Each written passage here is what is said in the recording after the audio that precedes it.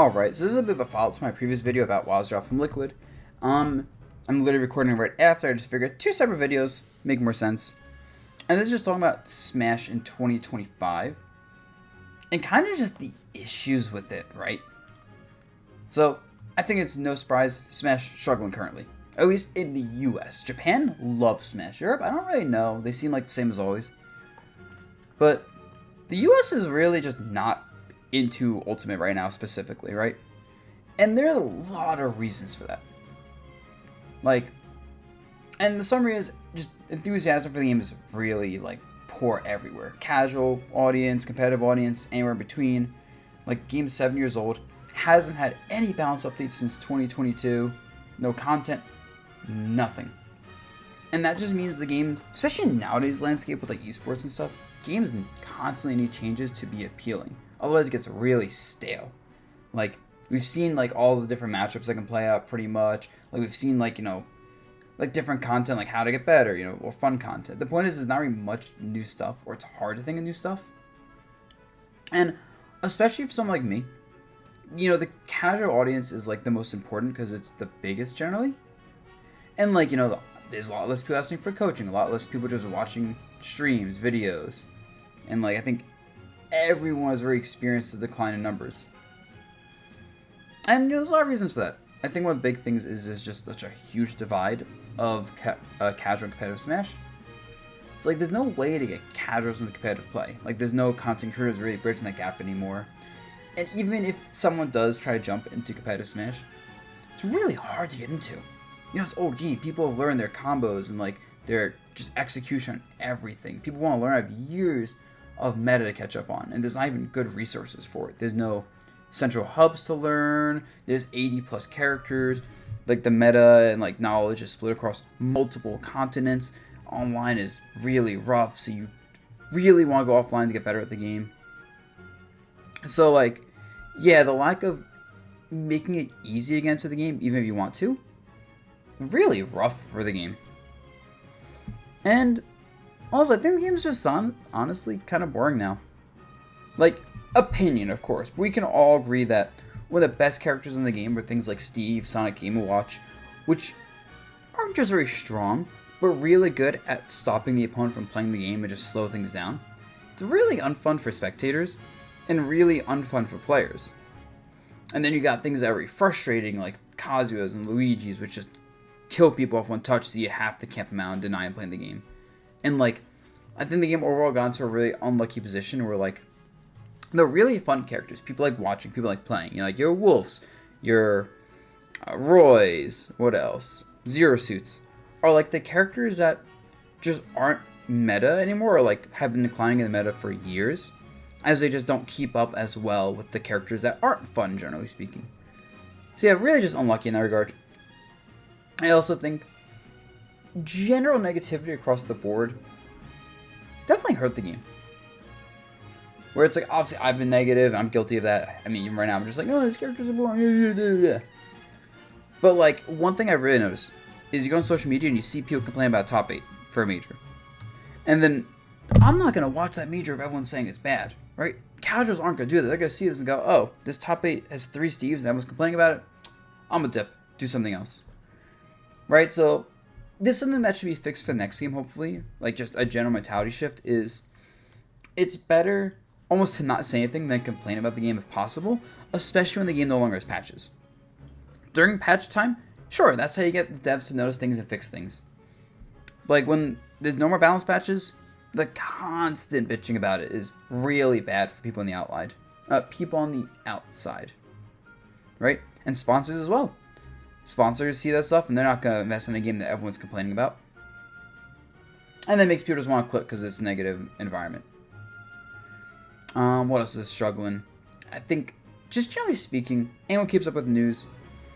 I'm not going to get too hard into this, but the U.S. is having some potential economic concerns.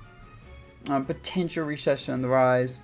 So, events already struggle to survive pretty much. A lot of them have very thin margins, if not just losing money in the short term, hoping for returns in the long term. And so, with those things popping up, with less stream interest, Um, and like people having less money, events are getting more expensive. It's hard for people to afford it. And basically, events for a lot of different reasons look like they might be struggling. I mean, how we've seen a lot of events already stop running or like downsize a bit. So yeah, and like once again, U.S. Like other countries I can't speak of, Japan seems to be doing really well. But in the U.S.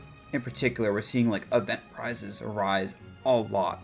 Like I think Genesis was like $200 minimum for like venue and stuff, and had a lot less entrants than last year for various reasons.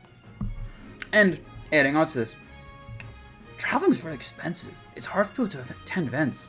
You tell someone they gotta spend 200 plus on venue, whatever on say a flight, whatever on hotel, food. A lot of people are just gonna say, yeah, I'm not gonna do that. And then also, honestly, the controversial events from summer of 2020 still have like stained Smash. Like people on the outside especially aren't really into the scene. Still look at the Smash community with like a pretty negative view. So it's like, and the only thing we do in the Smash scene is just kind of like improve on like things in the scene. To like improve the image and prevent future problems to like slowly fix it. But yeah, like you ask someone like who is very casual and they look at Smash and go, ooh, those guys, I'm good. Now, what can Smash theoretically do? I think one of the big things that I mentioned this before, I'm not sure if I mentioned it on a YouTube video, but on stream at least, I think invitationals were massive for Smash. That was like a big reason I got sponsored back in the day.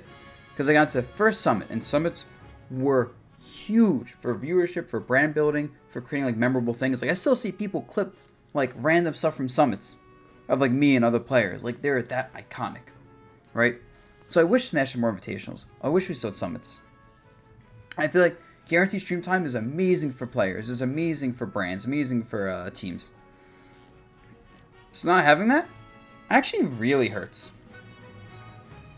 And I think also, I always get sad that Matchbox didn't really work out in America, like the online matchmaking rank website, because it's a very cool idea. And like I watched Japan streams, Japanese player streams, and like they just play in the rank ladder, and it gets so much viewership because it's entertaining to watch people tryharding with an actual goal. Because like Elite Smash, you know, tryharding for Elite Smash GSP isn't as exciting, right? So just in general, like there's a lack of a good way to do content that's like relatively easy to do and consistently interesting. We kind of had that with coin boxes every Wednesday, though even that was like you'd kind of see the same like top 8, same matchups, which is why I think a ladder is better. You get more variety generally. But yeah, so we don't have like a good like consistent content source for people, I'd say, that like is engaging. And obviously Japan has the advantage of like it's relatively easy to get around the country for tournaments, relatively cheap. So you can like get a lot of events with high levels of players like pretty easily.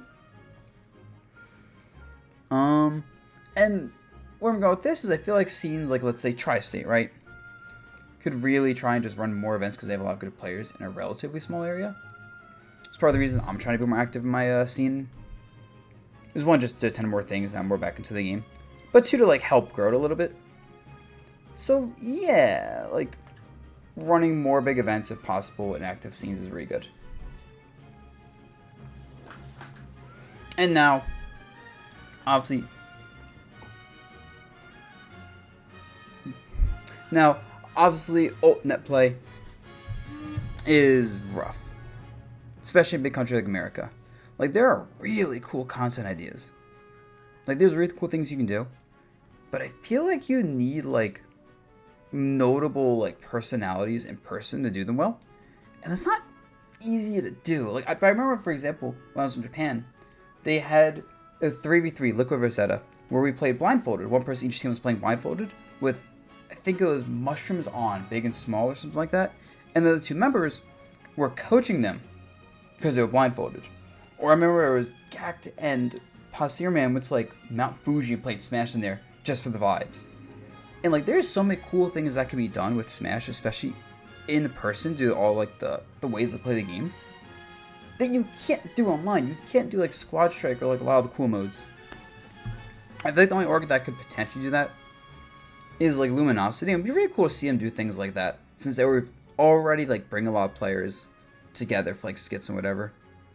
And like it feels like they're trying to be the org to like run a circuit for Smash 6 eventually, rankings, all that stuff. Or they're trying to be like the face of North American Smash. With that said, even then I'm concerned. Just because we got no Smash news from the Switch 2 Direct. Like we saw Rister Mice get dropped from the content dream and content team, and he said that a big reason for that was just because there was no Smash 6 news. And so like he said something like they're reshuffling their like interests or whatever. But yeah. So like in all honesty, it kind of sucks for Smash. Where I feel like it's a game it's a good game overall. It has issues. But I think it's just a good game that's been out for way too long. It's gotten kind of old and cruddy as people have learned it better and kind of like picked apart everything they could. So yeah, I just hope we get a new game in time before like a lot of our like tournament scene dies or like pros move on, sponsors leave, etc. And in retrospect, Ultimate got really lucky that like as the time Smash 4 was really starting to decline, like people were really giving up on the game, Nintendo's like, oh yeah, we're having Ultimate on the Switch. And everyone's like, oh shit, beta is broken, this game sucks. We have like a year more of it than the next game. Woo! But yeah, right now, I think smart bet is 2027 for Smash, and even then, that's just a bet, that's just a guess, right? Until there's news, we have nothing confirmed. But I just wanted to present it as like, this is my thoughts on Ultimate 2025 and why it's kind of shit right now. Alright guys, let me know your thoughts in the comments below. Peace.